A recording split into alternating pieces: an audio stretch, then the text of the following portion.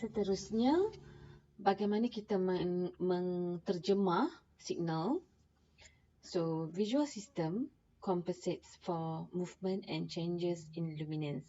Movement maksudnya bila kita bergerak, kita bergerak, mata kita pun bergerak, so objek yang kita lihat pun sama-sama bergerak. Tapi bila kita bergerak sambil melihat objek, objek tersebut adalah stable. So, sama juga, a color and brightness yang kita tengok, color and brightness of object adalah sama. Dia tak berubah walaupun berlaku perubahan pada luminance-nya. Jadi itulah nak bercerita visual system kita compensates for movement dan juga changes in luminance. Yang mana walaupun kita bergerak-gerak, objeknya tetap sama, stable, dan kita punya color and brightness juga tidak adalah stable, tidak berubah, constant, tetap, walaupun terdapat perubahan pada luminance-nya. Okay, so bila kita boleh, the ability to interpret and exploit our expectation can be used to resolve ambiguity. So, ambiguity is clarity. Bukan. Ambiguity ni dia tak jelas lah, dia tak boleh clarify. So, context is used to resolve ambiguity. Baik. Bila contoh kita boleh tengok image, ketiga-tiga image ni. So, bila dia berada dalam konteks yang berbeza, kita boleh nampak, kita boleh interpret dia sebagai benda yang berbeza. Kalau kat sini kita boleh kata dia B ke, 13 ke. Tapi kalau dia berada dalam konteks ni, kita boleh terus kata dia adalah B. Tetapi bila dia berada dalam konteks ni pula, so kita boleh baca dia sebagai 13. So, context is used to resolve ambiguity. So, itu maksud dia. Jadi, di mana objek tersebut berada adalah penting untuk kita clarify apakah image objek tersebut. So, optical illusion. Optical illusion ni kadang-kadang berlaku due to overcompensation. Okay, so kita tengok contoh dia. So, ini saiz objek yang sama, tapi kita nampak dia yang ni lebih besar daripada yang ini. Sama juga, bila tikus ni tanpa image kat belakang dia, kita nampak dia sama saiz. Tapi bila dia duduk dalam ni, kita akan nampak yang depan ni lagi kecil daripada yang belakang. So, itu adalah optical illusion. Sama juga, kita nampak garis ni yang atas lebih panjang, yang bawah lebih pendek. Tetapi sebenarnya dia adalah sama sahaja saiz panjang garis tersebut. Seterusnya kita akan tengok reading. Okay, so far kita dah concentrate pada image. So sekarang kita nak tengok macam mana the perception and processing of text is important juga untuk kita design an interface. Okay, terdapat beberapa stages, several stages, iaitu visual pattern perceive, kita nak decode it using internal representation of language, lepas tu kita nak interpret it using knowledge of syntax, semantic and pragmatics. Okay, bila kita membaca, dia involve saccades and fixation. Persepsi berlaku during fixations. Word shape is important to recognition. Okay, so word shape is important untuk recognize sesuatu. Baik, negative contrast improve reading from computer screen. So, ini kita nampak contrast. Background hitam, tulisan putih. So, dia improve reading pada screen komputer. So, boleh tak baca ni? So, mata manusia, dia boleh baca tanpa, walaupun kedudukan word ni tidak teratur. So, tengok According to a research according to a research at Cambridge University, it doesn't matter in what order the letters in a word are. The only important thing is that the first and the last letter be at the right place. So the rest can be total mess, and you can still read it without problem. This is because the human mind doesn't read every letter by itself, but the word as a whole.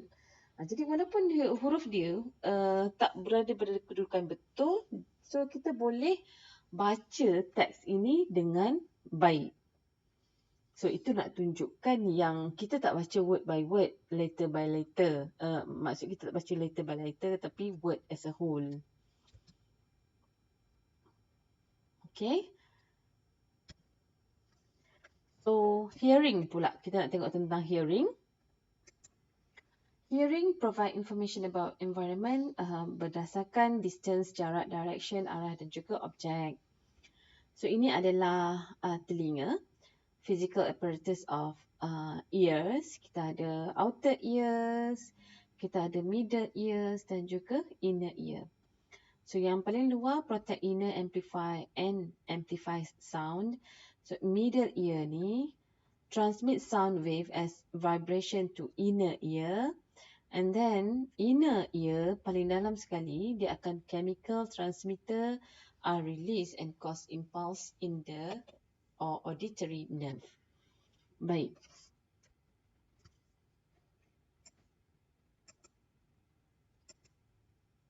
Okay, so this is bahagian-bahagian dalam telinga. So paling luar dia akan masuk amplify the sound and then transmit sounds wave to the inner ear.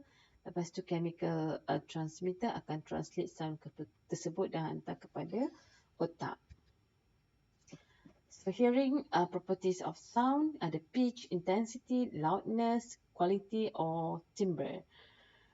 So pitch adalah sound pitch depends on the wavelength of sound. The shorter the wavelength, the higher the pitch. Okay, so high pitch dengan low pitch. Intensity adalah sound. Intensity of sound is the energy per second, iaitu power. Relative intensities are measured in decibel. So kekuatan dia lah. Loudness is a sensation and it is therefore difficult to measure. Usually the greater the intensity, the greater the loudness. So kuat, nyaring.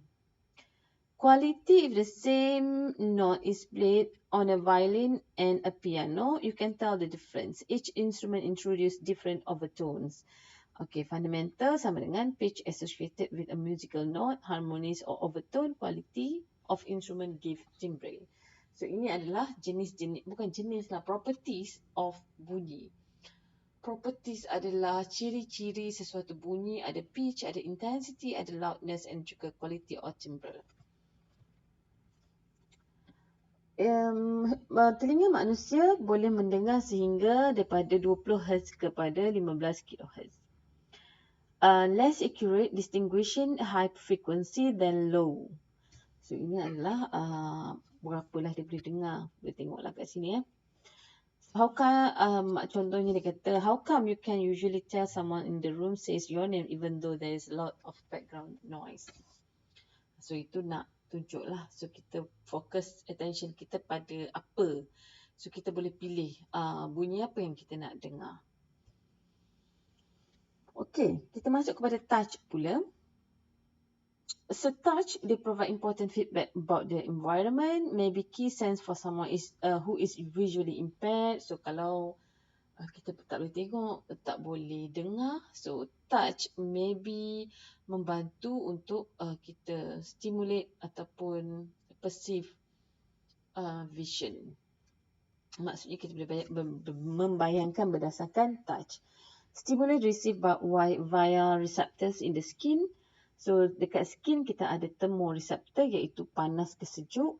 Nociceptors iaitu kesakit, kita ada reseptor sakit dan mechanoreceptor adalah pressure, tekanan pada kulit. So some areas are more sensitive than others, contohnya jari kita. So kinesthesis, awareness of body position, iaitu dia akan affect comfort and then juga performance.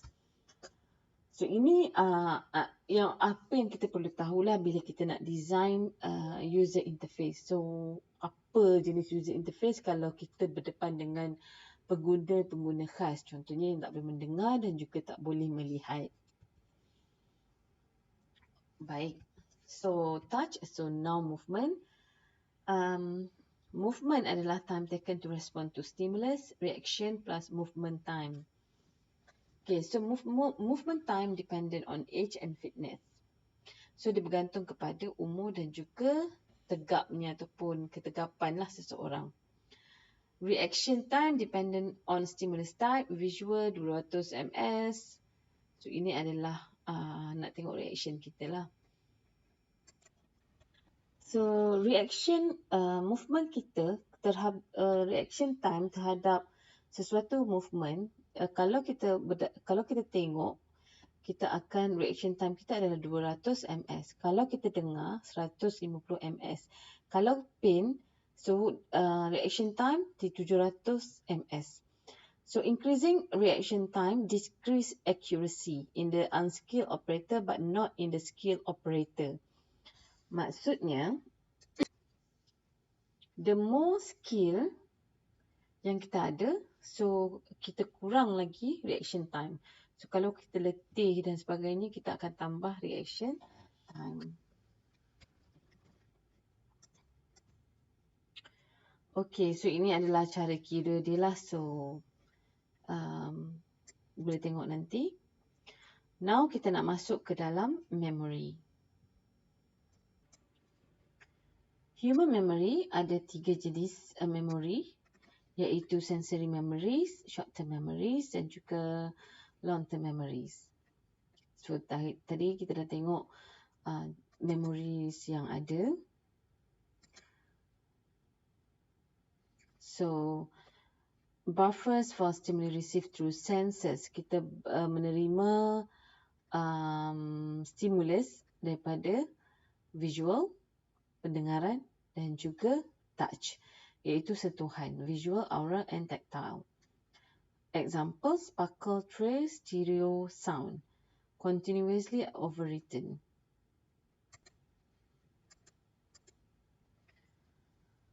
Okay, short-term memory, scratch pad for temporary recall. Jadi kita, apa yang masuk ke dalam short-term memory adalah depends on apa intention yang diberikan kepada signal yang masuk kepada sensory memory pada masa tersebut. So yang mana kita berikan intention, kita akan simpan ke dalam, proses ke dalam short-term memory. So dia sangat rapid access, rapid decay, limited capacity. So dia sangat cepat untuk proses dan juga sangat cepat untuk kita forgotten, dan dia mempunyai kapasiti yang limited, iaitu 7 plus minus 2, 7 hingga 9 chunk of information sahaja dalam satu-satu masa. So kita tengok contoh ini, yang mana kita lebih cepat nak ingat. So yang ni payah kan, sebab dia satu maklumat yang besar. So dia tak dibahagi-bahagikan kepada segmen-segmen yang senang kita nak ingat. Kalau yang ni kita lebih senang ingat sebab dia dibahagikan kepada 3 bahagian. So yang ini pula kita agak susah juga nak ingat sebab perkataan yang kita tak biasa. Walau bagaimanapun dia adalah lebih mudah kalau kita asing-asingkan macam ni berbanding kalau kita tulis sekaligus. Okay. Manakala long-term memory pula adalah segala maklumat yang diproses dalam short-term memory tadi, kalau kita rehearse banyak kali, kita ulang-ulang dan kita nak simpan dalam long-term memory, kita boleh simpan. So, ada 2 jenis, iaitu episodic, serial memory of event, ataupun semantic, structured memory of fact, concept and skill. So, semantic long-term memory derived from episodic long-term memory. Baik, kita tengok secara ringkas sajalah. Semantic memory provide structure, provide access to information, represent relationship between bits of information, supports inference. Model, inheritance, child notes inherit property of parent. So kita tengok contoh ni. So ni adalah semantic network daripada dog, animal. Dog adalah animal. So animal ada sheep dog, ada sheepdog, ada collie, shadow. So ni adalah dia saling bersambungan maklumat dia tu. Tu yang membentuk semantic network di dalam long term memory. Seterusnya, model of long term memory production rules. So dia represent of procedural knowledge. Procedural knowledge ni adalah knowledge tentang sesuatu, macam contohnya resepi. Kalau macam ilmu matematik, itu kita panggil abstract knowledge sebab kita tak boleh nak buat step by step dia. Kalau procedural knowledge, dia ada step by step yang kita boleh susun supaya kita boleh ingat. Condition action rule, if condition is matched, then use rule to determine action. So tu adalah procedural knowledge. And then long-term memory, storage of information. So rehearsal akan memindahkan maklumat daripada short-term memory kepada long-term memory. Maknanya kita ulang-ulang-ulang, so kita ingat, and then kita akan store simpan dalam long-term memory kita. So ingat, long-term memory kita adalah unlimited capacity. Kita boleh simpan sebanyak mana maklumat yang kita kehendaki.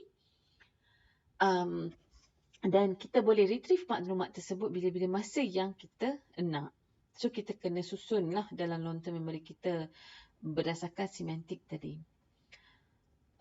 Total time hypothesis, amount retained proportional to rehearsal time. The distribution of practice effect.